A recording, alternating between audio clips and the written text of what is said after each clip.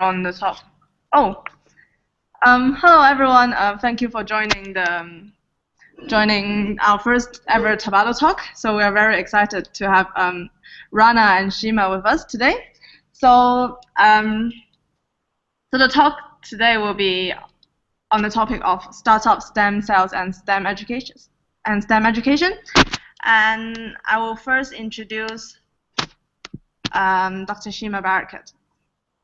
So Shima is a research and teaching fellow at the Cambridge Jesuit Business School and a leading expert in the fields of education, gender, and sustainability in entrepreneurship.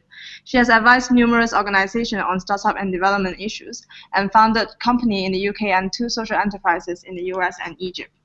She's also on the advisory board of the Arab Innovation Network and was an advisor for the Tabadol project in our very early stage. So we're very happy to be able to hear from Shima today. So maybe I will pass on to Shima now. Thank you, Sarah. It's delightful to be here. Thank you for inviting me, and indeed it's lovely to come see Tabadol come to fruition, having seen it in the early proposal stages. I'm also delighted to be speaking to whoever is there. I would have liked to know who is there, because probably with the people joining us on YouTube, we can't see who they are on Google. But it's an absolute pleasure to be able to share some of my thoughts and ideas with youth who are interested in these topics. And I assume if you're listening to this webinar, it's because you want to make a difference. So I shall share my slides with you and begin. But please do ask questions as well, which we'll try and pick up as and when we can.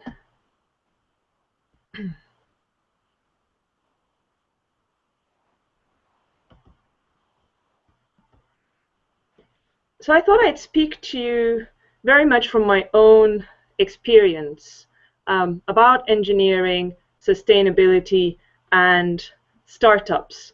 My story is going to be about one of changing the world.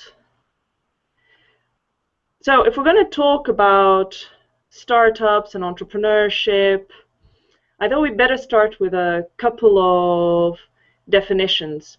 There are a lot of definitions out there, and I Googled a few last night to see what you may be looking at. And I have to say there's a lot that I don't necessarily agree with, because a lot of the entrepreneurship discourse and the way people talk about it on the internet and in person is very much about starting up businesses. Whereas for me, an entrepreneur is far more about someone who has a vision. It's usually a vision about doing things differently, about being different, about changing the world, and who can create organizations to turn this vision into a reality. The key thing there is that they can do this without being terribly worried about resources. You see a lot of people that say, I wish I could do this, I wish I could go there, I wish I could make that change, but I don't have the money, I don't have the time, I don't have the people to help me. Entrepreneurs are very good at doing something that we call leveraging. It means that they can reach out far beyond what they have, so far beyond the resources they control, to still make things happen. And entrepreneurship then, by definition, becomes what entrepreneurs do. And some of you may not be familiar with this term, but we use a lot the term entrepreneurial, and that's about doing things the same way as an entrepreneur within any context.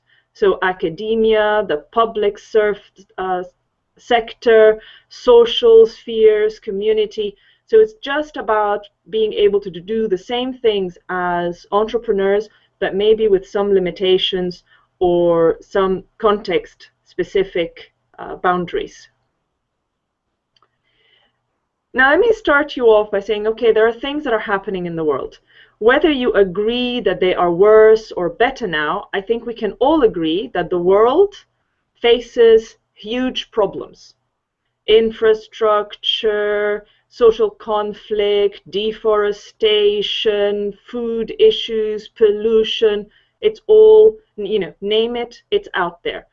There's always been problems in the world, and there are problems now. But also the huge population that we have now just makes the problems even more complex.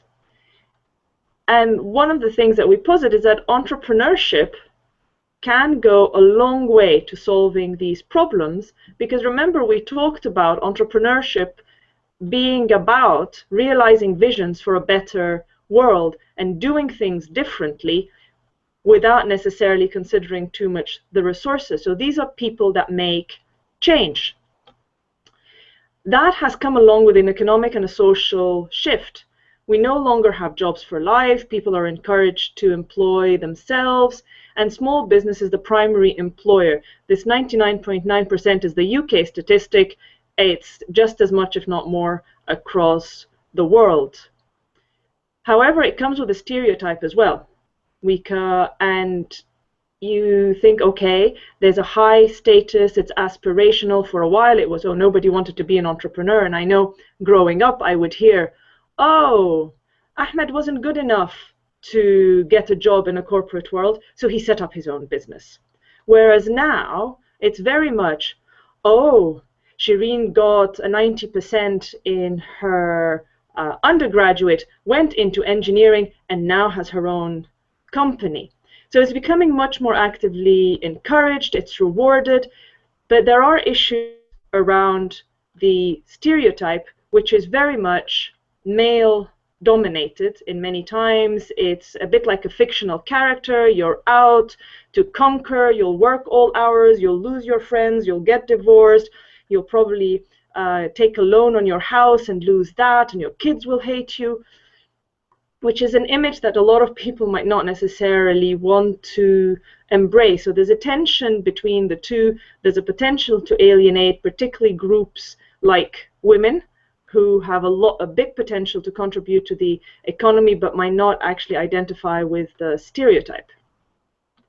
There's also been a research shift, where for a long time research was about, in the first quadrant, where you're seeing up there pure basic research. And then there was another flip that said, oh, actually, no, we want to be far more focused on the consideration of use, which would have come with the more applied subjects, and they did more applied research.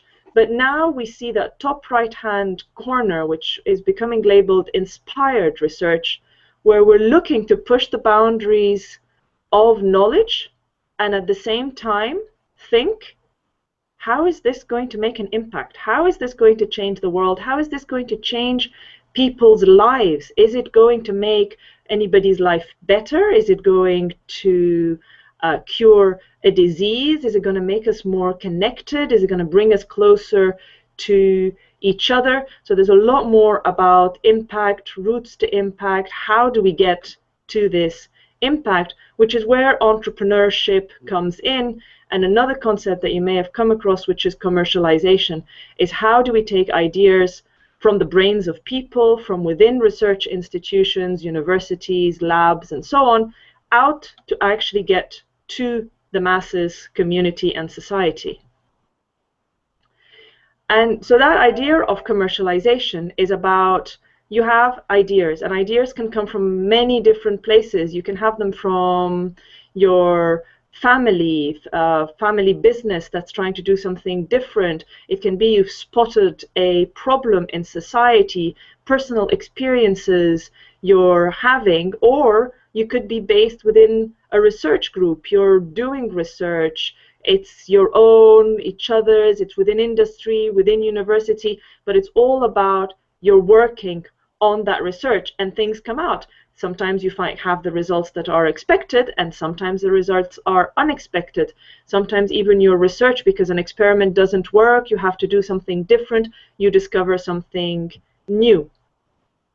But all these are ideas, and all of us have ideas. In fact, here at the university, we hear nothing more than, oh, doctor, I have an idea. Well, yes, everybody has ideas, but what makes it a good idea? How is it going to go forward? And that's through that validation process. Due diligence just means, are you going to check it? And are you going to check it really well? You're going to check all aspects of it. Does the technology work? does the group or person behind the technology, can they actually deliver on the technology, but also can they deliver on the organization part? Yes, they can do the science or the engineering, but can they actually do anything with it? You can also look, and of course, sorry, with due diligence and the checking, you also have to check the legal aspect. Do they have the rights to this idea? Is it really theirs? Who owns this idea? Who owns this technology? Do they have a patent? Are they infringing on anybody else's patent? So it might be entirely yours, but if someone else protected their idea, which is very similar to yours first, you might not be able to protect your idea, but worse, you may not be able to do anything with it. And that takes you into the area of freedom to operate. So protection and freedom to operate are related, but they're not the same. You need to be able to protect your idea, but you also need to be able to actually implement it, because you could protect it through a patent or a trademark or a copyright, but still someone else's protection is so big that you can't actually implement it in any way. You can't take it to market, you can't use it, you can't sell it. Dr. Shima? Yeah? We can't really see the slide changing. Is it changing on your side? Oh, it is. What can you see? We can only see the first slide. Oh my goodness, okay, I'm far I've been hearing you very well. Okay, hold on, let me go back and see if I... Yes, it's moving now. Okay, it's moving now, and I'll take you again in. Okay, and if I click through, can you see it? Maybe try to turn to the other side. What do you mean try to turn to the other side? So we can see the slide from idea to impact. Maybe like try switching to another slide to see if it's actually... Yep, fine. Okay, well, let me just talk to you. Can you see it like this? Can you see it in its entirety? Yes, I can see your mouse moving. Okay, I'll make it just bigger for this slide, and then I'll click back. So this is what I talked about, where the ideas come from, your validation, you're going to do your market research, but really the key comes here. Lots of people have good ideas, they can validate them, it all looks like it's going to work, but this becomes critical. The real difference between a successful and a non-successful venture is in that implementation phase. And I could talk about the implementation all day, but really what I'd like to point out here is you have a list of potential implementation vehicles. It could be a new venture, you could license it, you could go into a joint venture with industry. There's lots of options, so it isn't everything about I have an idea, I'm sure there's a great market for it, but I have to start up a business. No, you don't have to start a business. There are different routes to market, and anyone who's interested in that we can talk about more later. So in terms of the entrepreneurial experience, every venture is unique. Your context is unique, you are unique, your idea is unique, how you're going to do it is pretty unique. However, there are life cycle and growth issues and challenges that are very similar across new ventures. So it's worth being familiar with those things, like you're bound to start spending money before you start making any. Very few businesses actually manage to sell something before they start. A few do, so don't rule it out. If you're that good a negotiator, please try. And another key one is that as an owner and as a manager, your skills and abilities need to evolve with your venture. Your skills and abilities that are required at the very early stages are not the skills that are required in the middle and later on. So you can imagine at first your creativity is going to be very, very important. Then your resource acquisition and leveraging is going to kick in. As your team grows and your business your venture gets established, your management skills kick in even more. As the team grows, it becomes organization. Can you set up an administration system? So it all grows as you have to evolve as your venture evolves and grows as well. I'm hoping you're all here listening to this because you too believe that entrepreneurship can be learned. There's a lot of debate on that. And the best example I can say, it's like learning to play the piano. Yes, probably the best pianist in the world. There's a big amount of talent in there, but everybody can learn to play the piano to different abilities. Entrepreneurship is the same thing. There's a mindset, there's a set of behaviors and skills that everybody can learn, and everybody can be a bit more entrepreneurial in the way they do things. The other thing is that there's little evidence of a single entrepreneurial type. Remember, I talked to you about the stereotype of entrepreneurship. There are so many different types of entrepreneurship. People who choose social enterprise might not be the same as the ones that do sustainability, will not be the same as the ones that do high tech, will not be the same that do fashion. But also, some of them are extroverts, some of them are introverts. Some of them are very good at being outwards and people facing. Others are about maintaining the team and maintaining the business, and then they hire someone that's the face of the business and the venture. So that stereotype of having an entrepreneur that does things a certain way doesn't really exist. And in fact, even the single entrepreneur is becoming a bit of a myth. We find that most successful businesses start as teams. And you see that also then going into the community sector, in charities and so on. It's teams that build, run, and develop the most successful ventures and organizations. I'll leave you in this part with the thought that entrepreneurial development is a social learning concept. It's something you do actively with others. It's not something that you do with a book. It's not something that you necessarily do by observation, although observation is part of it. But you also do it within your cultural and organizational setting. So we learn from each other. We learn the way things are done, and we either conform to the way things are done or we challenge the way things are done. But the learning is still the same. You learn to be entrepreneurial by doing it. You can't learn about creativity. You have to try to be creative, try to brainstorm, try to find different ways of looking and dealing with a problem. Same thing with resource leveraging and acquisition. You have to practice asking for things, for finding ways of getting things for free, getting people to get involved with you. But you're selling your passion and your ideas. So all these things you have to just do. How are you doing with the slides, Sarah? Are you still seeing everything? Sarah? Oops, sorry. I can see the slide number 8. So are you now seeing pictures of recipes in a little cook? No. Okay, I'll go back out. Yes. Slide number 8. Okay, so we're back into this. Let me go back into it. Can you now see it full screen? Yes. Okay. So again, not full screen, but we can see it. Okay, so we'll do it back like this. Fine. So part of it is also, what is your starting up style? It's very much about your personality. And I would put to you that there are 2 types of people. Those who, if they want to cook something, will go find a recipe, go shopping, buy everything they need, and follow the recipe. Now think about that, whether that's you. There's the other type of person who opens the cupboard and says, okay, I'm ready to cook. What's here? And what can we make out of it?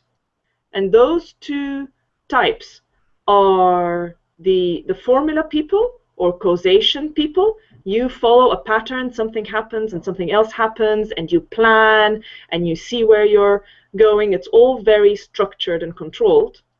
And on the other side, you have the effectuation people that follow the proverb that says, if life gives you lemons, make lemonade. They really look at what they've got and try and make something out of it. They also have boundaries of going, how far can I go? Within that, almost all experimentation is good, but if I arrive to my boundaries, I stop. And you can just imagine, think about it for a moment, how does that impact your style in a venture? The people who plan will have a very different style in how they think about and deliver their startup, as opposed to the people who are flexible, go with the flow, adjust, make lemons out of lemonades, consider what they have and the best that they can do with what they have and what they can reach out to. So these are people who are not particularly concerned with just what's in their hand, so the concept of the bird in hand, but also who do they know and what birds do they have in their hand that they could leverage and use as well. So I hope that's clear. If not, please have a look at the effectuation website, which I've put the link to you on the website. Now, the other thing we talk about is, okay, we've talked about you, your skills, and how they've got to evolve with your venture. Now, what skills are we talking about? We're talking about two sets of skills. What we call enterprise skills, which are very broad, and you can see can go really in any domain that's not necessarily about venture starting up in any form. But this includes, that creativity, being innovative, spotting opportunities, solving problems, identifying and sourcing resources, communicating, getting people to join you, being persuasive, managing a project. I would think that this applies to every single one of you because you do this at university, for those of you who work at work, and you will continue doing this. This is about being really good at what you do. Now, entrepreneurship skills are about business startup, are about venture creation, even if it's not a business. It could be a charity, it could be a new organization within the public sector. And the skills there are beyond business planning. You get a bit more of that. It gets more sophisticated. There's more financial planning, more legal issues. The people issues become more complicated. So you're really about forming, maintaining, and growing an organization. So what key decisions do you need to make when starting a business? Let me give you a moment to think about that. What do you think are the key decisions you need to make when starting a business or setting up a venture?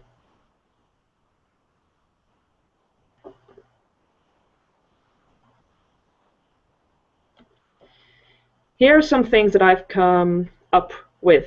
They're not meant to be exhaustive. The slide is not switching. Okay. Maybe try not to full screen it, just leave it like that. Let's just leave it at that. Okay. Thank How you. am I doing for time, Sarah? It's good. Okay. Because I can't see your screen to see anything that you're saying to me. Dr. Dajani just connected, so... oh, fantastic. So how much time have I got now? I think maybe 5 minutes. Okay, I can do that. Okay, so I'll leave you that. I won't talk through it. Here's a list of checklists that I think they're very self-explanatory of things you need to do and think about. And I'll take you straight to this slide, which I said, okay, you know what? The world is changing. This is where we started off at the beginning. There are big problems. And from research and my experience and being here in the Cambridge cluster, one thing we find is that most, if not all, of the entrepreneurs that have made it big, have created the billion-pound industries, they didn't set out to make it for the money. They set off because of that vision of making the world a better place. And therefore, most of them are value-driven enterprises. They're very different from setting up the small type of nimble businesses that are about monetary gain. You want a fast buck. Mostly you're taking the money out of it. There's far less about making an impact.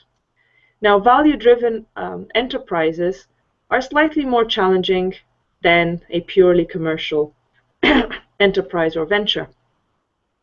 And so you'll see that the visions are going to be different. It's very much about creating value, making change. The context can be very different, and it's very often around failures in the market and where low levels of economic activity take place, where there's poverty, where you really want to make a change, where there's misery, there's maybe health issues. So you see a lot of the biotechs go in, they genuinely want to solve a problem. You either diagnose a disease or you cure a disease. Governance is going to be, again, quite different. It's transparent, it's accountable. The legal forms might be different as well. So it could be a business, it could be a charity, it could be something in between, depends which country you're based in. They're going to measure themselves differently as well and hold themselves accountable to that.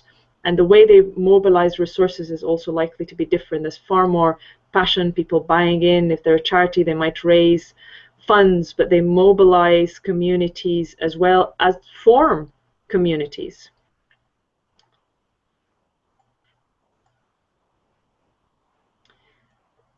And these are some of the difficulties that they may face. You have conflicting priorities. You know, do you save more people or do you make more money? Sometimes people go in, follow the passion, and they follow the entrepreneurship route very legitimately because that's the way to get things out there.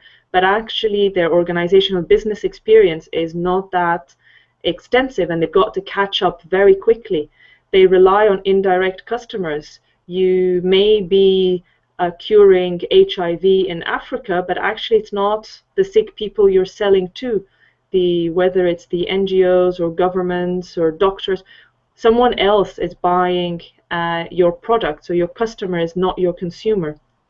And you really get into it. There's more and more commitment. You believe what you're doing, and therefore it can take over your life. Now, I'm terribly passionate about this, so I'll run you very quickly through who I am. So I gave you the theory, the framework, the thinking behind this, but actually I live this day in, day out, helping other people do it, but also having done it myself. So I'm of mixed parents, not very farly mixed, but my mother's Egyptian, my father's Palestinian, and I grew up in Egypt, in Cairo. I very quickly, I was a girl, but as one of my students was saying, growing up, never really thought about being a girl or not being a girl. My father tried to remind me a lot of that, but in general, I grew up in a family where boys and girls, particularly at a young age, just were. I was good at maths and science, and I very early on decided I wanted to design cars, only to go to university, sign up for a mechanical engineering degree, and realize that I wasn't good at things that moved. So I became a construction engineer because I also realized that I loved building things and I loved seeing things happen. And when I graduated, I worked for the Cairo Metro. This is a tunnel boring machine breaking into a station, and that's what creates the tunnels between the stations in a metro system. During that time, I realized a couple of things. One was that there was a lot of waste and environmental issues in the construction industry, and as well as I put a pharaonic picture. That's one of the stations in Cairo. The tunnel boring machine would actually damage historic artifacts, and they wouldn't be reported. And having spoken to my boss and his boss and his boss, nobody seemed to care. So that was fact number 2.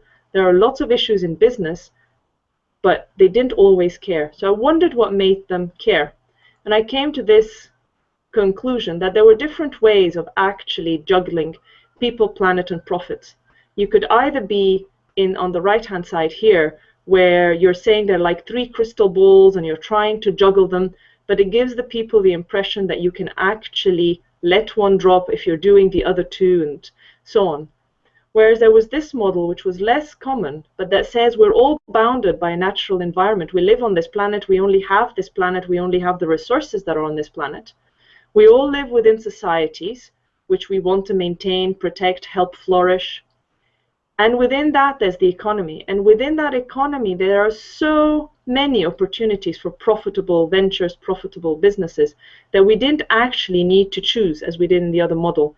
If we lived within our societal and environmental boundaries, there was a lot we could do. So I went off and did a PhD in business strategy and the environment after completing an MBA and realizing that business schools didn't really know much more about sustainability than engineering companies. And during my PhD, I started with colleagues, all those colleagues, a venture called the Global Communities Initiative, which was about leveraging resources in the global north, particularly the United States, and it was set up in the US, to send resources to Africa. We did a lot of work in South Africa around AIDS and transportation and helping with bikes, not bombs.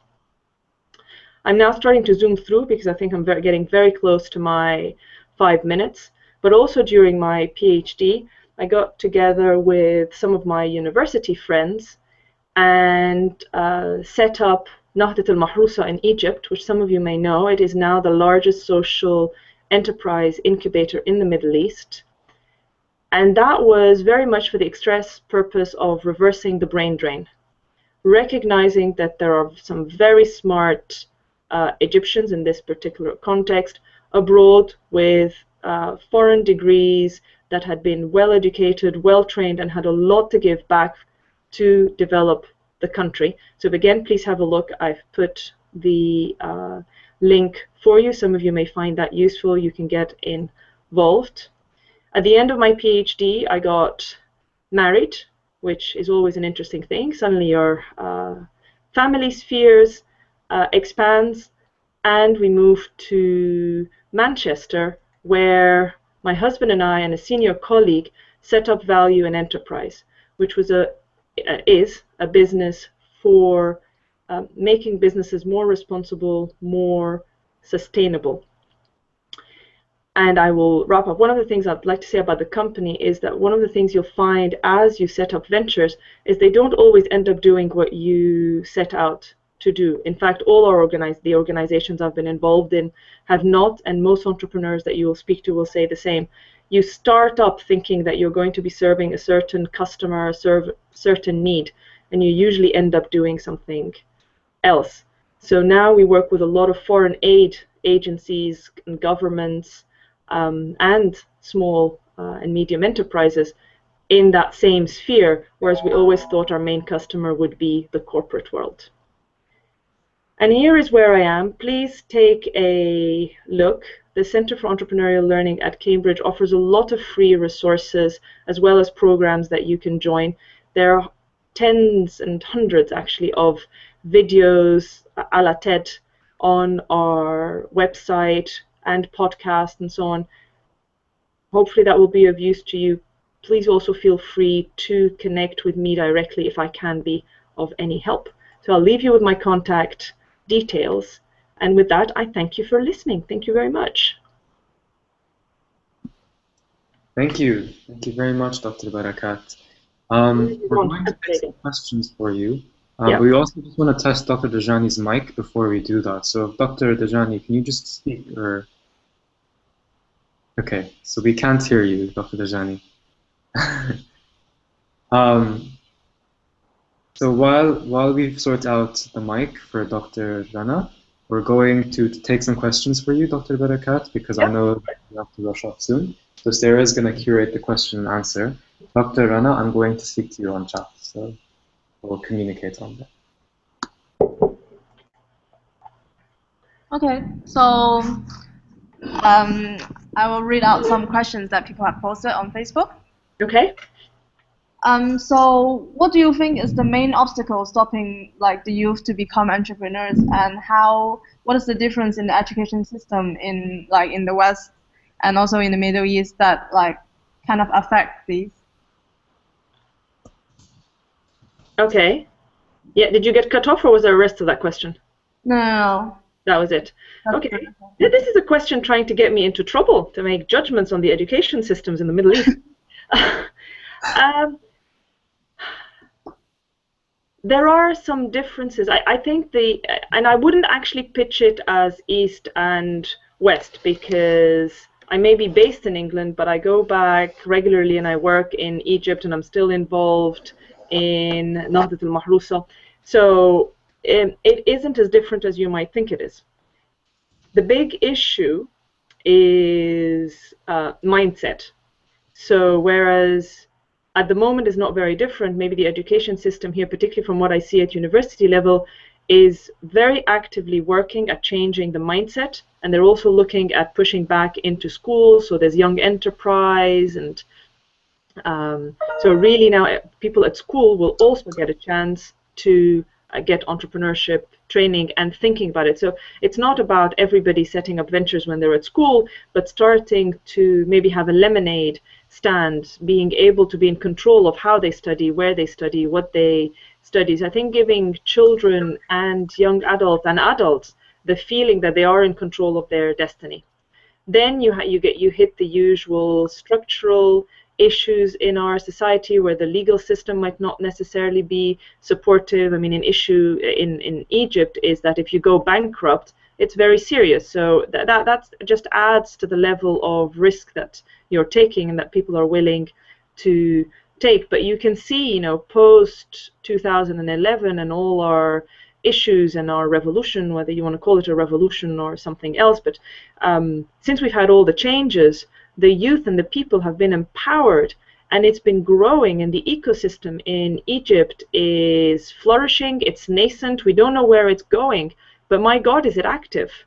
So things are out there. There's more support. There's more money. But you know, back to entrepreneurs being about making things happen without being terribly concerned with resources. Start small. You know, the proof of concept. I appreciate, and that, you know, you'll hear more from Rana when she talks.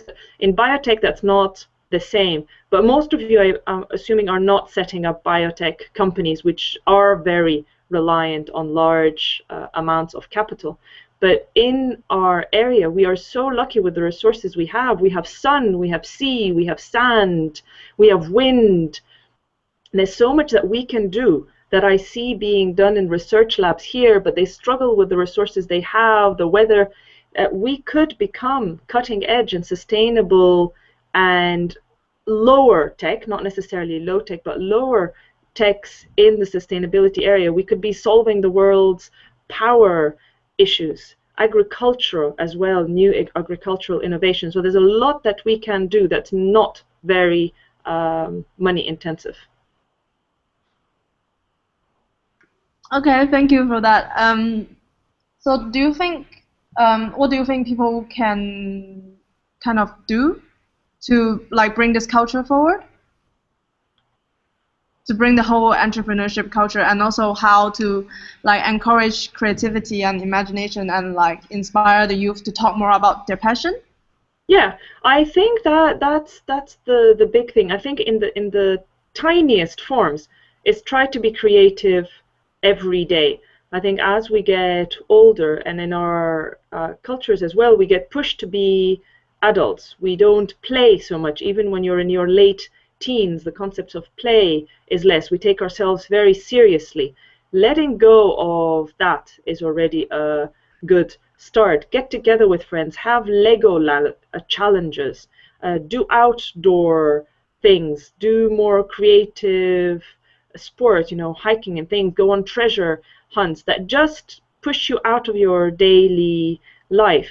But then even at work, always think, can I do this better? How can it be? Can I cut resources? Can I increase what I'm doing? Can I make it better? Starting to become open to solving problems. There's also another problem, which again has been changing a bit since the so-called Arab Spring, is that for a long time we considered everything was everybody else's problem.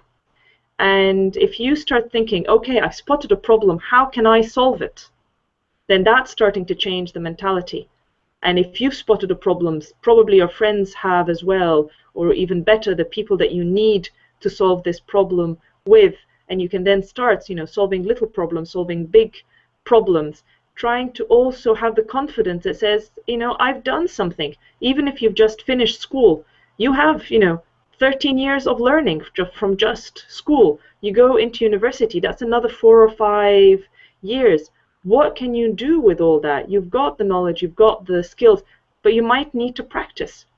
So, be confident, try little things that go into trying bigger things. Surround yourself with people who are positive. I did read this morning something that says keep away from negative people. They have a problem for every solution you come up with. And I think that is brilliant. Yes, there are so many people out there who just want to throw problems at you. Surround yourself with people who are also going to support your solutions, but get them to challenge you. You don't want everybody around you to go, yes, yes, yes, yes, yes, you're fantastic. Have the challenge, think about being better, but still everybody having the same more positive and proactive and can-do attitude. Dr. Shima, I have a question for you, but it's a technical one. I can see it on the side. It was in settings. In settings, okay. Yeah, when you go up, the thing that's next to the little red phone, there's the settings Rosetta. Dr. Rana, are you following? Yeah, okay. Yeah, and in there, you'll have different settings for your mic and your speaker. And I'm on microphone array, but I think it's going to depend on your machine and where you are. And my speakers are just on speakers/headphones. Okay. So if we could play around with those, maybe. We'll take one more question from Sarah. Hopefully, Dr. Rana, we can figure out in the time. And then hopefully we can move on to your presentation. Okay. Thank you very much, Dr. Barakat. Sarah. Sure. So one more question. Yeah. So you are a kind of person who think that the power of change is in your hand, and what can you have a few last sentence to the budding entrepreneurs or budding change makers out there to encourage them to take on this challenge? Okay, if I had a message, it's following on the theme. It's two related things. Is one, really know yourself and be confident. I always think it's very sad that we look north and west for ideas, for ways of doing, for ways of being. We are who we are. We do things well. We have our strength, and as I said, we have our resources, we have our climate, we have our people. We need to look within who we are and play to our strengths. And from there, be brave. Go out there, try it. Nobody's ever done something that's worked out the first time. We do that in our daily lives. If you're a scientist, you will know this well. Almost no experiment works the first time you do it. So try and let go of this fear of failure around entrepreneurship. I don't know why there's such a myth around it. And I think it shouldn't be called failure. It's only failure if you stay down. But if you learn and you pick yourself up and you try your next experiment, eventually you will get to greatness. So go with what you have, experiment, and just try and change your world, our region, and hopefully it will actually be changing the full world. Thank you so much for that. I think it's so inspiring. So we're having a bit of a technical issue with Dr. Dajani. So she's trying to fix it and connect back. So I think we have a few options. We can either go offline and start another chat while we fix it, or we can wait for her on here. I don't know, Dr. Barakat, what you think you want to do. We can take a few more questions maybe. Since I'm here, I'd love to take a couple more questions, but as I said, I really need to go at 12. So maybe I take a few more questions, then you start a new one with Rana. Because I would love to hear her. So I'd also, if you could send me a link to what she said, because I've seen her slides and it seems like a phenomenal talk. Oh, she has just joined. Let us hope that the mic is working. Dr. Dajani? Oh, can you hear me?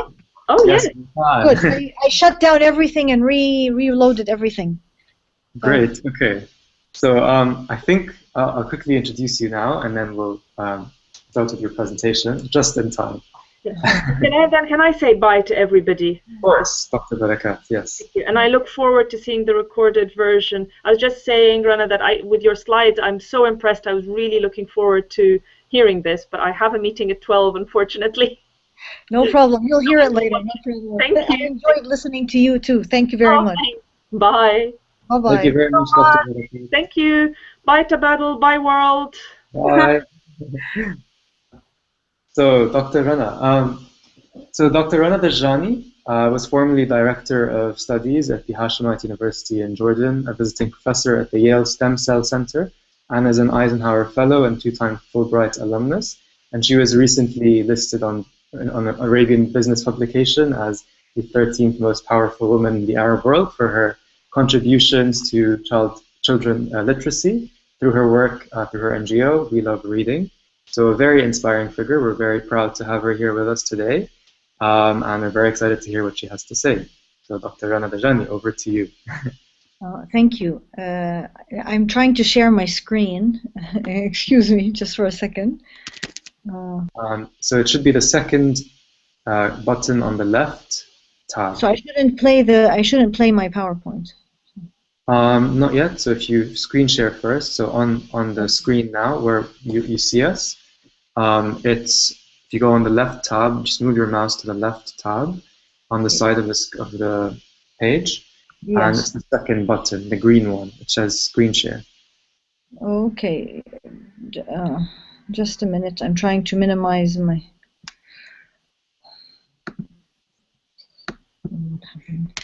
screen went full screen, and I'm trying just to minimize. No worries, take your time. Sorry. How's that? So for anyone listening, if you can post your questions on the YouTube comments or on Facebook, on our Facebook event page, that'd be really helpful. We're just trying to quickly figure out how to screen share.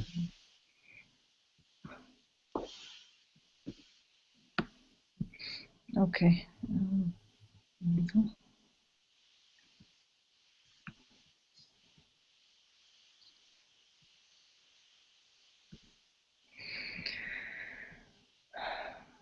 All right, we're almost there. No problem. Here we go. So, screen share. Yep, it's the second button down, the green one.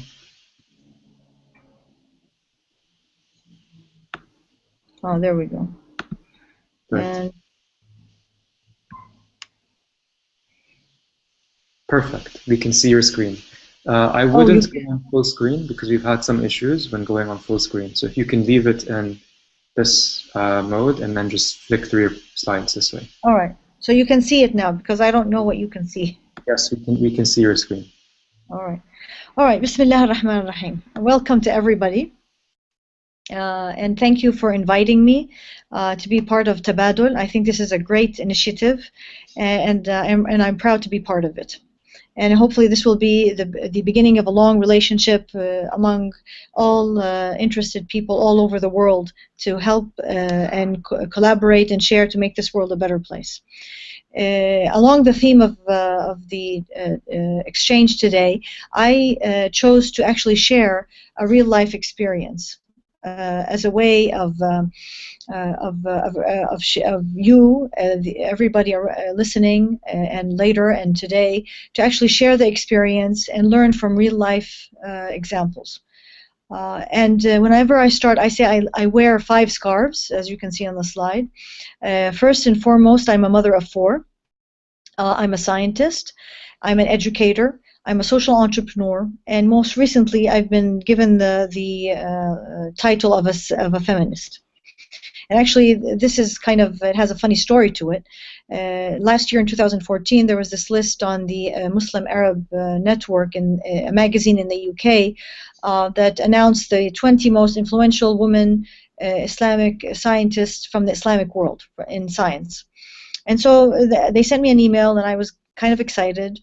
And when I went to look at the website, they had given titles for all of the 20 women. So one was a cardiologist, one was given the title of the mathematician, and so on. And as I was going down the list and I found my name, I was given the name or the title of Islamic feminist. And to me, this was kind of, oh my God, this is terrible, because being labeled as a feminist, I'm alienating all the Islamic world, and being labeled as an Islamist, I was being alienated by the rest of the world. And so I emailed them, asking them, could you please change this, label, and call me anything you want, change maker, educator, but not Islamic feminist. And they insisted that no, this is all your talks and writings have implicated you as an Islamic feminist. And since then, I've actually been on a kind of pilgrimage trying to define what that means to me and to the rest of the world. And so this is the first lesson in my talk is you sometimes get labeled, and that doesn't mean that one should fall or succumb to that, but actually to take it, redefine it, and make it your own. And that's what I'm doing now. So as I go through my talk, I'm going to give lessons as I speak that we can share, and I'm sure you can think of other lessons that you can share with us later. And because we are humans, and humans have evolved throughout the millennia, one of the most important characteristics of humans that have allowed them to evolve to be the prominent species on this planet is that they are storytellers. And so in the spirit of evolution, that's why I also am sharing with you my story.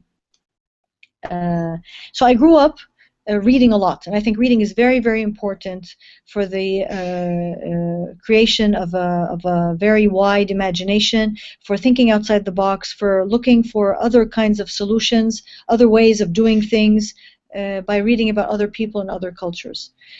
We also did not have a TV, and I think that's another plus. TV limits your imagination, limits what you can think of, and limits the power of play and how that can affect you. Saying that, we did a lot of role playing, imagining ourselves to be different people in different situations, and that also helps in being creative, thinking outside the box, and being an entrepreneur. And most importantly, it makes you, reading also gives you the right of mistaking a book for real life. And I think that's a very important lesson, that when you read about other people, you gain the courage through them to actually be the hero you're reading about. That allows you to go out into your community, suggest solutions, although they may seem very strange or weird, and it gives you the courage to follow up with those solutions and advocate for them, even if the community is against you or thinks what you're planning to do or advocating to do is impossible. It all starts with having an imagination. And I think another component of my upbringing was the conversations that we would have with our parents and our siblings, where ideas get bounced about all over the place, weird ideas, strange ideas, funny ideas. And I think this is a great environment within a family to test these things out. So when you're ready for the big world, you've had a lot of experience and exercise and practice. And when it came to the time of the university, where all of you are either reaching now or will be, or maybe you will be asked for advice on that, usually we are confronted with a number of choices, and most importantly in the Middle East, sometimes those choices are very limited, and we have to take life-changing decisions very early on, as soon as we finish high school, not like in the West where you can have an option of changing or taking a final decision at least a year or two into your undergraduate education. So I think one important thing here is that you should know what you really want and try to strive to get that, because that helps you choose, and also most importantly resist copying others or trying to satisfy others. Find what you want and follow your passion, because if you do that, life becomes you enjoy it. So for that, I was going to be a medical doctor to start with, because the peer pressure, the community pressure was, you should be a physician, right? My father's a physician, so obviously you're going to be a physician. But then after my first year at the university, I was kind of scared of the responsibility of dealing with humans, and what if I make a mistake? So I decided that I wanted to be a scientist, and that way, even if I make a mistake, it'll only be with mice, and I could live with that and go to sleep at night. So I decided to be a scientist, and because I enjoy science, actually, science to me and my job now is a joy. I love it. So it becomes a ride, a joyful ride, pursuing what you want rather than going to work to something you don't like. So it's very important for your personal happiness, and if you're happy, the people around you are happy, and if you're happy, you can be very creative to pursue the path that you really enjoy. And of course, whatever that path is, it could be that you want to be the sanitary engineer. It could be that you want to be the person who cleans windows. It could be that you want to be that taxi driver. That's your passion, and that's fine, so long as you are the best of the best in whatever you choose to be. And I think that's very important, because you may end up going and being a medical doctor, but that's not what you want, and therefore you're not the best of the best because you don't enjoy what you're doing. So find out what you like, do what you enjoy, and be the best of the best for that. So I wanted to be a scientist. I finished my undergrad and a master's, and I come from Jordan, and in Jordan there were no PhD degrees when I was younger, and so I became a teacher because I couldn't go. I was accepted at Cambridge University, but I didn't have the money to go there, so I became a school teacher. And I think interacting with the community at different levels is very, very important. And if I was the Ministry of Education, the minister, I would make it obligatory as a service for every graduate from the university to be a teacher at least for 1 year. Because when you're a teacher, you understand the challenges that teachers face. You understand the importance of the teacher and bringing up the next generation. So for those who are looking for a gap year, for those who want to discover their passion, they still haven't, it would really do them good to be a teacher even for a year in order to explore who you are and what your community is all about. And I had a family. I had a family of 4. But I had my dream of being a scientist. And though I was a teacher for 9 years, I still had that dream. And this is a lesson that you may, to achieve your goals, life may take you in very different places and different journeys. But you will ultimately get what you want if you really, really want it. At that time, I was 30 years old. I had 4 children. And then the Fulbright had an ad in the newspaper offering scholarships for PhDs. So I went and I applied and I won the scholarship. And my husband actually retired from the Air Force. He was an Air Force engineer to help me and support me so that the whole family would go together as one unit to the U.S. and we wouldn't split the family. And also another lesson here is that you choose the partner that will support you in your dreams, because that is very, very important for you to be able to fulfill what you want and to be a happy person. So that's another lesson. And so I went and did my PhD, and these are my children and my husband when I finished my PhD in the U.S. Another lesson here, while I was doing my PhD, to me my family was as important as my PhD. And this is advice for all of you who are listening. As you progress through your life, the natural way of life is people get married, they have family responsibilities, and even if they're not married, they have responsibilities towards their parents, towards other family members, and we tend to alienate or separate our family lives, personal lives, and our work lives. And to me, actually, the path that I pursued was that both are very important, and I integrated them in the sense that I made very clear to my advisor that my family is very important, and I would not put it second to my work. No, my family is first, because nobody can substitute me as a mother, but anybody can substitute me as a student or in my work. The second thing was that I involved my family in everything I did. So I would come home from the lab after working with my mice and share my experiments with my children, share the results, show them the data, and ask them for their opinion of what they think I should do. And then next day when I was actually using their suggestions, they wouldn't feel that I was leaving them. They felt that, oh, Mama was actually doing the experiments that we suggested to her. And I would take them into the lab with me, and they would experiment and play around. So to them, this was a more natural way of life rather than separating. And I think that's a lesson there, that with modernity, we've been separating work from real life, although naturally as human beings, we've evolved where the whole family would be working in the field, farming or hunting, and in modernity we've been separating those two worlds, when I think we really need to look for ways to integrate them together.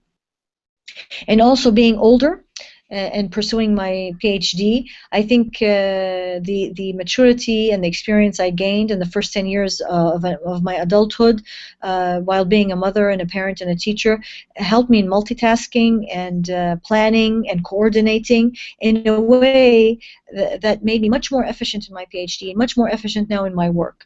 And I say this also because this is a lesson here learned, that most career pathways presume that you graduate, right after your bachelor's you do a PhD, and then you go to work, And that's a typical, let's say, maybe male pathway that females are trying to pursue, when our pathways could be different, where we take time off to take care of a family and then go back to work. And it's not that when we go back to work we would be less efficient. Actually, we would be more efficient because of all the experience that we gained. We're better at time saving and all that. And we actually, right in the middle of my PhD, excuse me, oh, sorry about that, excuse me. Right in the middle of my PhD, because I was older and more conscientious of the environment around me, of the community around me, I felt that what the Middle East actually needed was not more scientists and engineers and physicians. I think what I came to realize that they needed more of people from the humanities, social scientists, education specialists, historians, journalists, writers, who could actually help develop the identity of youth and help present who we are to the world. But I was right in the middle of a molecular biology PhD program, and that was impossible. But I think this playing around of thinking on using both sides of your brain is very, very important for creativity. And so going back and forth between those types of thought, going back and forth between my personal life with my children and my scientific life at the lab, helped expand my horizons and increase my creativity, and helped me be a much better scientist. And then ultimately, we all went back to Jordan. And I think also this is another message, that we should go out into the world, learn from other places, cultures, universities, and disciplines, but ultimately to go back to our countries, to help build our countries, to help inspire the young generation and to be role models for them, rather than everybody who can to leave and then leave no people to actually help guide the youth. And in Jordan, I joined one of the big universities there, at the Hashemite University. I created my own lab. And but one lesson here is that although my training was in signaling transduction, which is a very highly technical field, I did not have the resources in terms of funding or personnel and technically wise to actually pursue the same kind of research I was doing when I was in the U.S. And so therefore I had to look for other places, other niches, to create my own niche, so that I would excel and still compete on the international arena of science. And I think here this is where we should be entrepreneurs and thinking outside the box, and that the PhD or all your postgraduate education is not about the knowledge that you gain, but more about the tools and the skills that you learn that you can utilize later on in your real life and create your own niche, your own field of research. So I expanded and worked on genetics of ethnic populations in Jordan, which is something doesn't cost that much, more doable, more practical. And now we are the world experts actually for 2 ethnic populations in Jordan and the whole world in terms of diabetes and cancer. So we're very proud of that. We were able to carve this niche where we can compete, and at the same time we are practical and efficient. At the same time, one has to keep up to standard with what's going on in the world, and therefore I kept going back and forth to the U.S. and to England, pursuing stem cell research to keep astride of what's going on. And now I've joined the Stem Cell Center in Jordan, where we're working on establishing a unit for induced pluripotent stem cells. So the message here, or the lesson here, is that one must keep reading, one must keep visiting and attending conferences and participating to know what's going on in the world, and to share and to give and to take, and be a role model for the students that you teach eventually in your home country, that you're not isolated, especially with the internet, that you can stay in touch with everybody. Now, that's my experience as a scientist. And if I look at my experience as an educator, one of the things that actually struck me when I joined the university, and I had also experienced before when I was a teacher at the school, is that most of the ways and the pedagogies that we use in teaching our students result in students getting bored, a disconnect with real life and what's going on in the classroom. And so instead of graduating citizens that can make a difference in their lives and the lives of their communities and building them, they become a burden on society, especially with the youth bulge now and the unemployment that's rising and the issue of refugees and all the unsettlement that's going on all around the Arab world. We are more and more in need of changing how we teach at the university and at school to produce citizens that can make a difference in their communities, to turn them into dreamers and entrepreneurs who are change makers in their societies. So in order to do that, I started two things. One, I started thinking outside the box. So I'm a scientist, a researcher, but I felt this responsibility that I had to do something for the students. So although education is not my field, I looked around to look for new or novel pedagogical tools that I could use or introduce into the university to be used to inspire our students. And that's how we introduced into the university a tool or instruction tool called service learning, where so this is something very well known in the States, only recently in the UK and Europe, where rather than teaching the students in a classroom where the students only absorb 10% of what they're given, you tell the student that he or she should go out into the community and teach the community what they should have learned in the classroom. So you change the student into a teacher. And it's always the teacher that learns a lot more than the student, because she has to prepare, she has to be ready for the students, she has to know the material very well.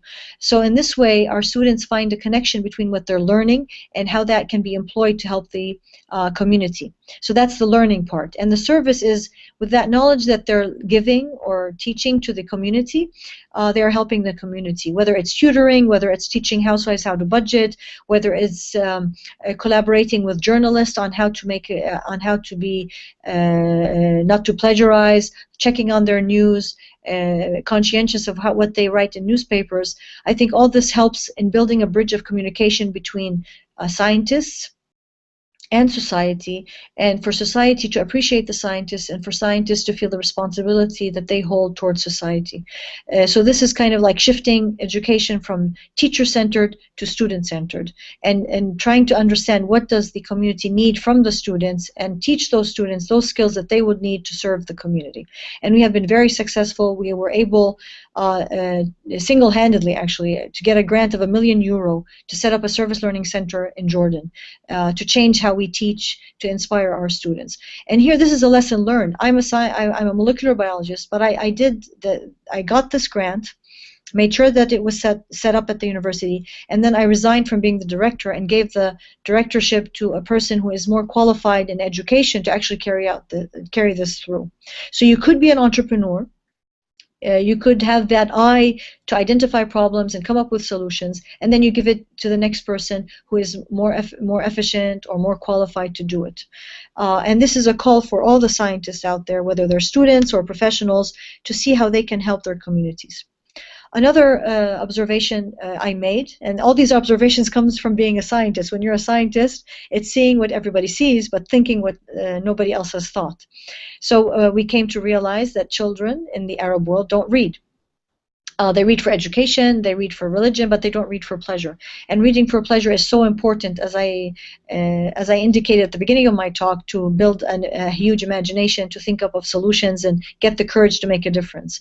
So because of that, I came up with a model and a program called We Love Reading, where we train women mostly, but men as well, to read aloud in a public space in their neighborhood on a routine basis. Books for children that are attractive and in the native tongue of that country. And since then, our model, We Love Reading, has spread throughout Jordan, throughout the Arab world, and actually throughout the world. And we were contacted by the Clinton Global Initiative saying that they wanted to implement this in the US, and we were kind of surprised. And we said, but in the US people read for pleasure. People use the libraries. And they said, no, actually, there are some pockets that don't read, and there are pockets that read a lot. And that this program is very important because it's not just about reading aloud. It's about empowering the women that are reading aloud. It's about empowering the community. It's about bringing the community together.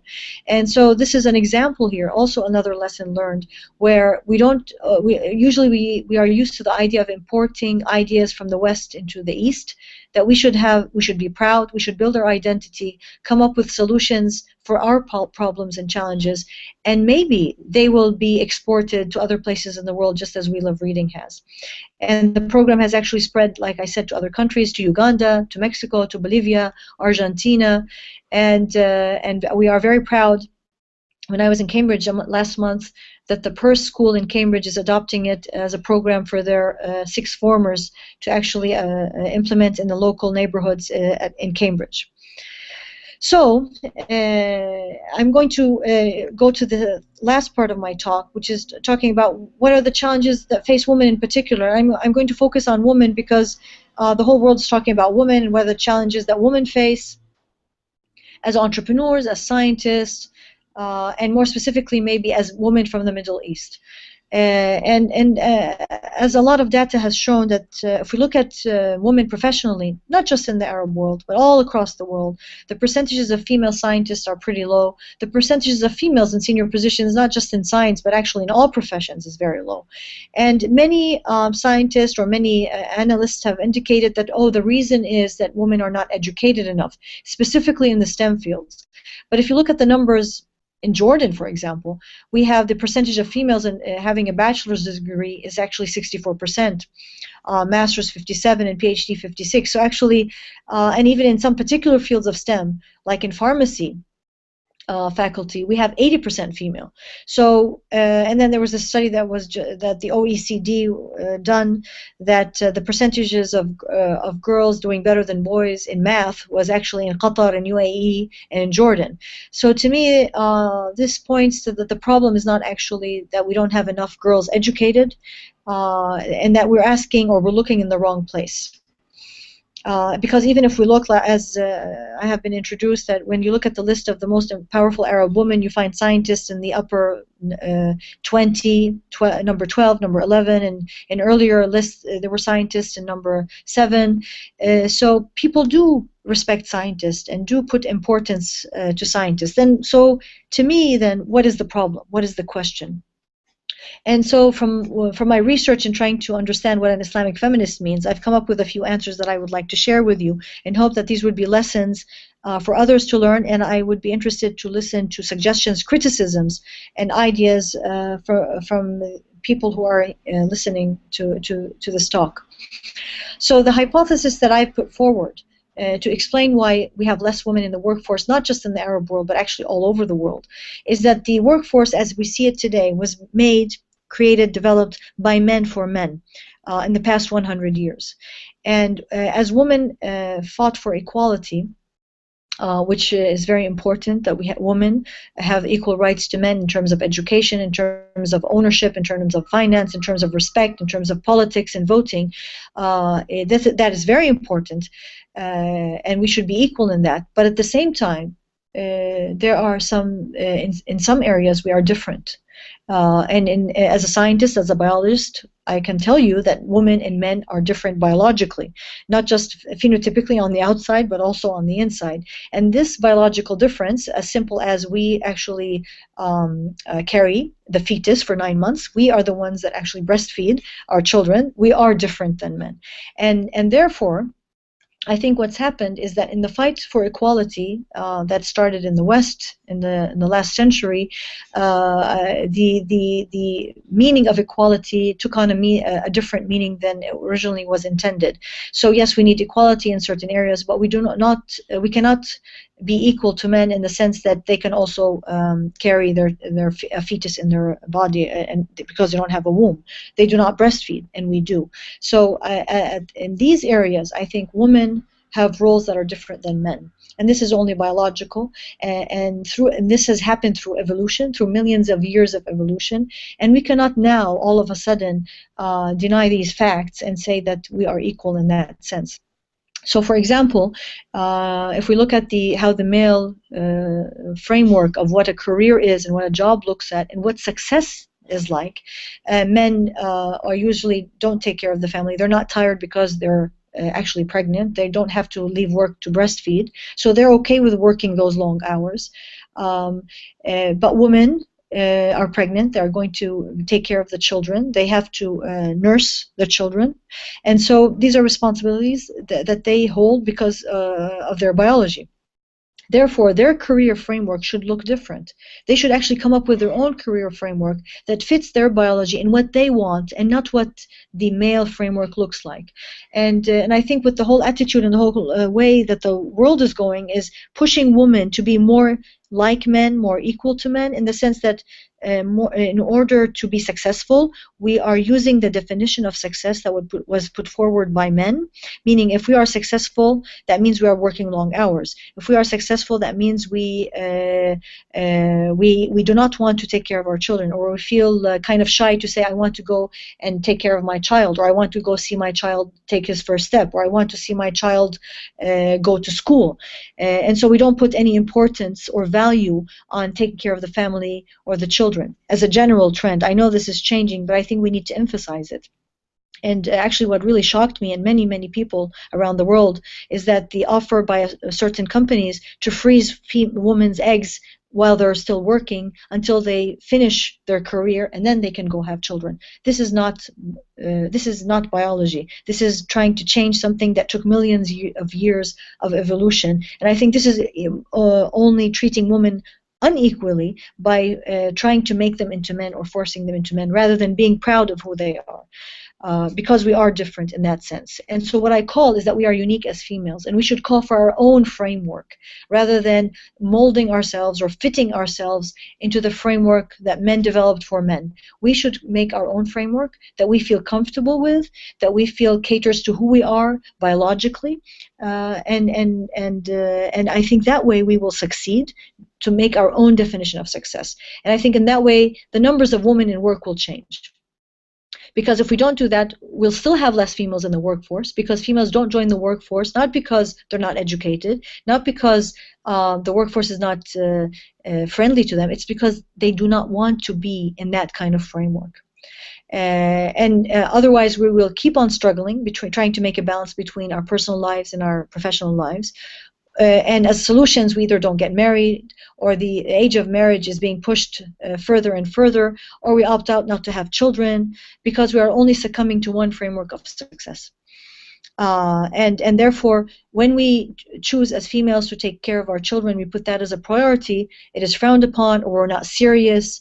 And actually, this is fine for if a certain culture chooses to do that, but what scares me coming from the Middle East is that this mentality, this approach, this attitude is being exported around the world, and as people from the Middle East, we are importing it gradually. And I'm going to give an example here. There was this very prominent businessman, Arab businessman, who had opened an NGO in Palestine, and he had brought over American women who are great women to lead the NGO, which had activities for different women and children in the community. And I asked him, why didn't he employ women from the local community to run the NGO if they got trained well enough and they had the expertise? And his answer to me was, oh, the Arab woman wants to go home at 5 to take care of her family. She doesn't stay till 12 o'clock at night like the American one. And until the Arab woman stays till 12 o'clock at night taking care of her work, I will not employ her, or she won't, meaning, quote unquote, she won't be successful.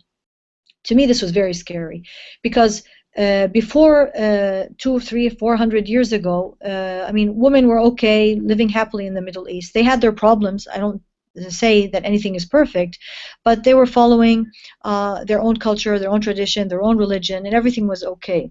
Then when we started leaving our religion, in a sense, because in Islam, our religion gave us equality in terms of money, in terms of finance, in terms of education, in terms of choosing who we want to marry. When we started leaving our religion, what came in was tribalism. And this tribalism, which is what we see today, in the name of religion, does not want to educate girls. This tribalism in the name of religion does not give the woman ownership to her own money, and so on. So when the West came and colonized us, and they saw the status of women in our parts of the world, they thought it was religion, when it really was tribalism. So instead of helping us reclaim our religion, colonialism actually said, oh, this is religion, and made a second cross onto religion, and imposing their own views of what feminism is and what success means. So actually we became double unhappy. Tribalism creeping in on one side, and then westernization creeping in on the other. So what I call for is a paradigm shift. We're not we don't want more women in the workforce. That's the wrong way. That's the wrong approach. We should be creative and innovative in actually saying, why don't we give the freedom to women to create alternative frameworks of what success means, alternative frameworks of how work should be, where every woman would come up with what fits her biologically, and then that would be her definition of success. And in order to do that, these women and of course this will benefit men as well, because not every man also wants to fit into that mold. We have a whole range and spectrum of different attitudes towards life and skills and what success really means. So in order to help everybody find out what they want, what they need, make their own definition of success, we need to help train young people with entrepreneurial skills so that they have the confidence and the knowledge to find out what they want and go pursue it, however wild it is and however weird it is. And that way they will be identifying their problems and coming up with their own solutions that are grassroots. And the second thing is to give the freedom of choice to those people who choose to do things differently, to support them, encourage them. So whether a woman wants to be a CEO of a company, that's fine if that's her choice and she's not complying to something from the community or pressure from her peers, or if she wants to be a stay-at-home mom and take care of her children, whether it's her whole life or parts of her life, she should be supported and she should be respected for that and given value. And so maybe we should start giving value to other forms of success. And has anybody thought of giving value, a monetary value, on when women stay at home for periods of time to take care of their children? This is giving, and this is a measure of success as well. And so the pathway, the career pathway, doesn't necessarily have to be a tangent that keeps going up. It could be a zigzag where you may, as a female or even as a male, you may join the workforce, then take time out because of other important things, priorities in your life. It doesn't have to be children. It could be taking care of a family member. It could be pursuing another interest of yours. Then you go back into the workforce and you go back and forth. And with globalization and things changing so fast and the internet, taking time out is not going to affect you because everything is changing and you have to keep up reading with what's going on. So you could go back and read as you go back in. And most importantly, because we're all connected, you're bound to find somebody who's better than you somewhere in the world. So really what would distinguish you and that person or anybody else is your passion for that thing. So to pursue something you really want, not because you want to do something to fit or cater to someone else. And I think most importantly is that we should connect with what we do with social responsibility and how we want to make a difference and add value to the society around us so that we could enjoy what we're doing and we feel we're making a difference. Because I think we all pursue happiness, and the greatest happiness that we can feel is when we're helping someone else. So the question that begs itself at this point is, what is success? And I think this differs from person to person, and we should come up with our own definition of success, be proud of what it is and support it and pursue it. This change, this paradigm shift, is a process. Change doesn't happen overnight. The road of 100 miles starts with the first step. I think this is a first step in this direction. And education, reading is so important to enrich our experiences and our knowledge and to enhance and expand our imagination. And most importantly, is using those tools is to know who we are, exploring who we are, creating our identity so that we can actually now go out into the world and make a difference as entrepreneurs. And in this context, role models are extremely important. Real role models from our everyday lives, not people on pedestals that we can never identify with, but real people who could be our neighbors, who could be people in our community that can be role models for us and help us. And so mentoring becomes very, very important in this context. And we've just started a mentoring program in Jordan, which we are proud to say that this is a homegrown solution that all the world is looking on and want to use as a tool to spread out to other disciplines. We called it the 3 circles of alimat. And as you all know, alimat in Arabic means female scientists. And this is a model where we pair mentors and mentees, and we allow them to explore what is the best way for them to communicate, to help each other, because we think that's very important, especially for females, because we go back home, we take care of our families, we don't have time to have coffee, to be in the boys' club, to learn, and so this is one alternative solution. Ultimately, As I conclude, nobody works alone. We all work together. So it's all about teamwork. It's about sharing. It's about learning together as we go on this journey of life.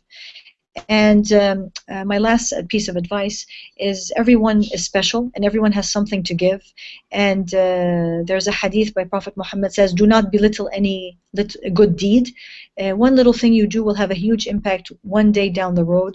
And to me, this is pure physics. It's the chaos theory. When a butterfly flutters its wings in China, you have a hurricane in the Atlantic.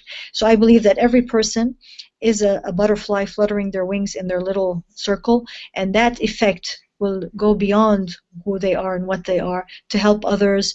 And as everyone is like a drop of like a rock in a drop of water, you have puddles, and when these puddles grow and grow, they meet each other and they make a change in the world all around them. So this is a call for help for everybody to work together, to share, and to learn. Thank you very much. Thank you very, very much, Dr. Rana. That's a very inspiring talk. We have a few questions for you.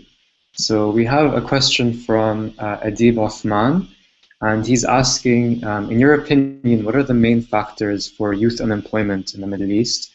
And through your experience, where do you see Arab youth in around 10 years' time? Okay, thank you very much. That's a very good question, and I'll just answer from my humble knowledge. I'm not an expert in terms of development and youth and employment, but what I know is that we have a youth bulge. We have a very high percentage of youth who are going to be under 25 in the next 10, 20 years, and as a result, we're going to have a huge unemployment. So. So those are two important things, and the factors that actually made that, I'm not an expert to talk about that, but as we know, the growth rate, the family size, I think in the Middle East actually helps in the production of this huge number of youth. Now, unemployment, because of the economy, because of the political instability, that all result in the refugee problem, will result in this unemployment. Now, where do I see in the 10 years what's going to happen? I think this is not a problem, and this is not a challenge. It's actually a challenge, or more, it is an opportunity. This is a huge opportunity, a positive opportunity to harness all those young youth, their brains, their skills, their expertise, their courage, their optimism, so that they can really make a difference in the world. So what I see from 10 years, I'm very optimistic. I think all those youth, 10 years from now, each one of them is going to discover in themselves a wonderful person who can make a difference and contribute to society and become an entrepreneur. Now, what's going to help them? I think that's the question. How can we help them? What can we do? I think every one of us in their little circle is responsible, as an educator, as an entrepreneur, as a community member, as a citizen, not just of their own country, not just of the Arab world, but actually of all the globe, is to make a difference, whether reading to children, not for every person who's listening, to make sure they read every day 10 minutes, to be a role model for those people around them in how you pursue yourself, your ethics, how you treat people, how you deal with people, in giving advice, in sharing, in opening to other people, and being an entrepreneur yourself. If you find a problem around you, think of a solution and go out and do it. Take action. All of us talk about problems. All of us talk about solutions, but no, the most difficult thing actually is going out and taking action. And not to say this is, a small thing, I don't count, I won't make a difference. You will.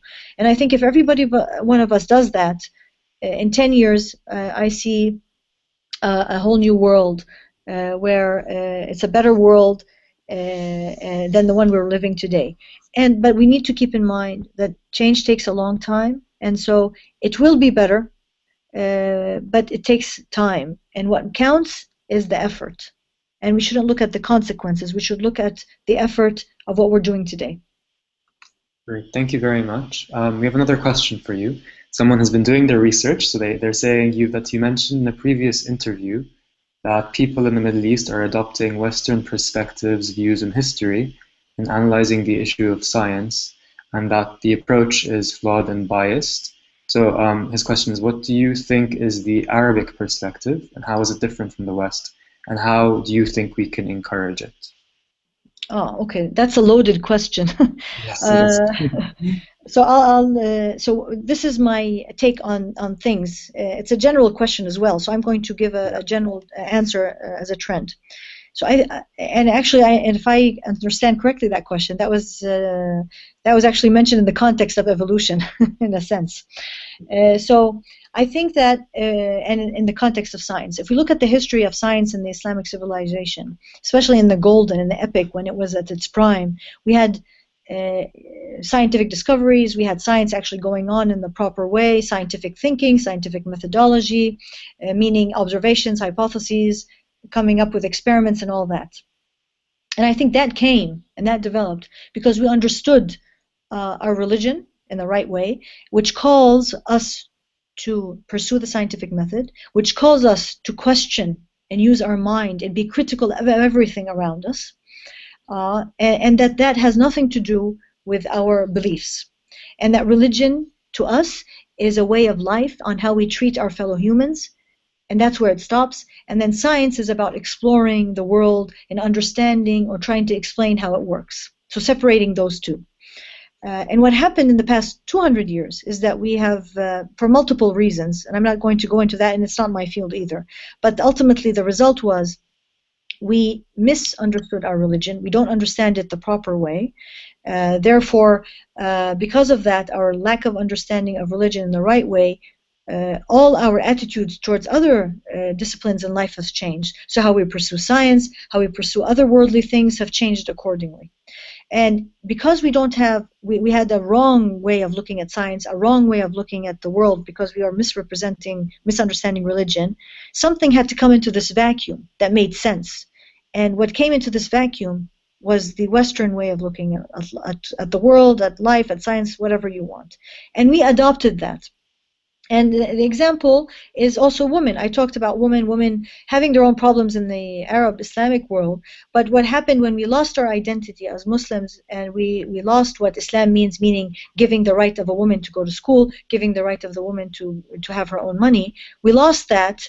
And because we had a vacuum, it was filled by tribalism, which is not good, and it oppressed women. And then the West came in with their own solution from their part, which is not necessarily the correct solution, about molding yourself to be a man when you want to be a woman, and they're just waking up now to that realization.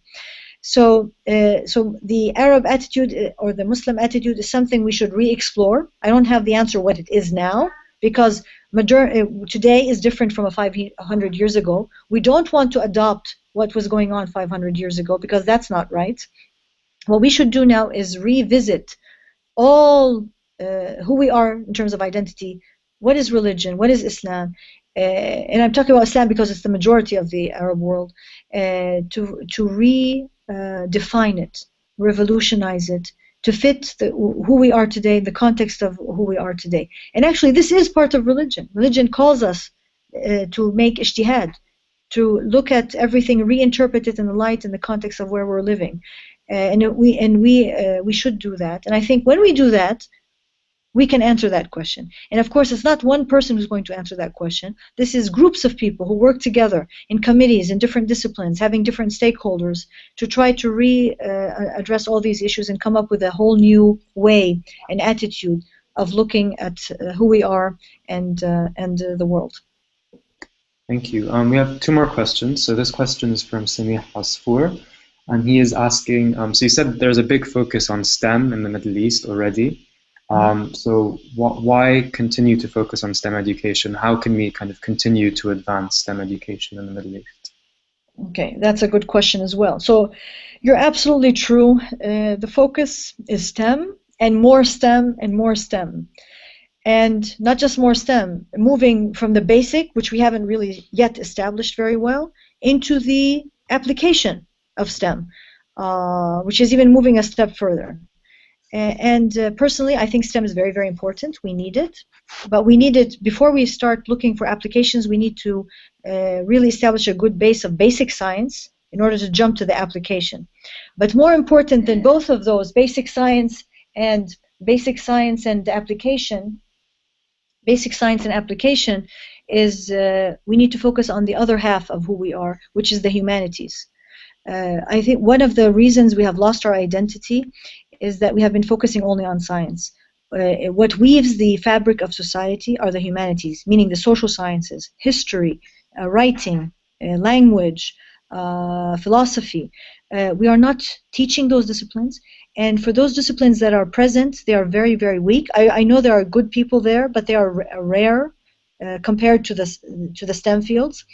And what I call for, actually, is encouraging more and more of our intelligent, smart students to pursue the humanities. Many of our students go into STEM because they don't like it. It's just the peer pressure, the community pressure. Mm-hmm. And so they don't excel, okay? But more importantly, the humanities doesn't excel because people who enter humanities do it because they couldn't get into medicine. So it's like the second option. And I'm sure there are among engineers and physicians and scientists who would have been wonderful and excellent humanities that would have helped our community to regain who we are, who our identity is, and actually answer the previous question.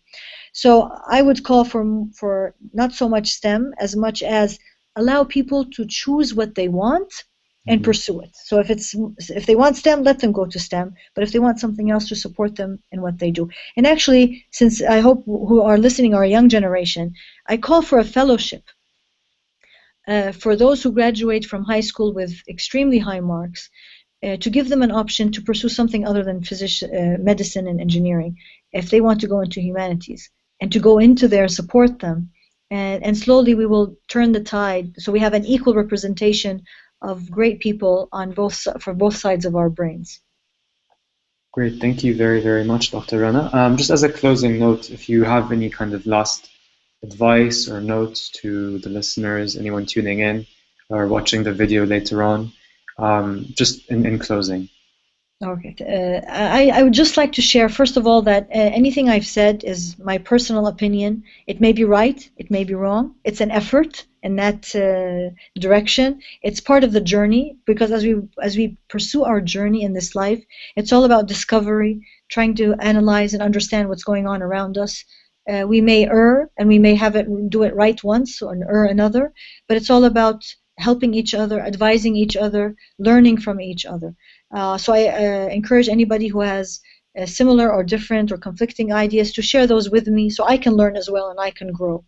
The second message, I ask everybody to read all the time, read to the people around you, be a role model for those around you, and have confidence in yourself that you are unique and you have something very special inside you, and you can become a change maker. It doesn't have to be something flashy where all the world knows about you. It could be as small as when you change inside yourself, and that's actually the biggest challenge and the biggest change that you can help bring about. And thank you for this opportunity to Tabadol, to all the young men and women who have made this into a reality, and I'm willing to help in any way possible I can. Thank you.